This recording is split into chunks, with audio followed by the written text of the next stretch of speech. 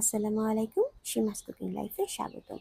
রমজানে ঝটপট হেলদি ইফতারি আইটেম প্যানকেক চলুন শেয়ার করে নিচ্ছি।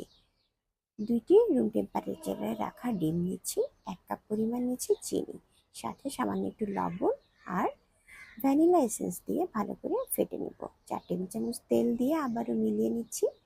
এখন 2 কাপ পরিমাণ ময়দা, 1 টেবিল চামচ বেকিং পাউডার ভালো করে চালনি দিয়ে চেলে ডিমের গোলার সাথে মিশিয়ে নিচ্ছি। 1 কাপ পরিমাণ কুসুম গরম দুধ একটু একটু করে দিয়ে ভালো করে গোলাটা বানিয়ে নিব।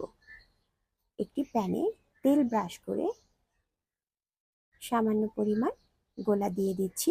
যখন এভাবে বাবল উঠে আসবে তখন আলতো করে উল্টিয়ে দিব।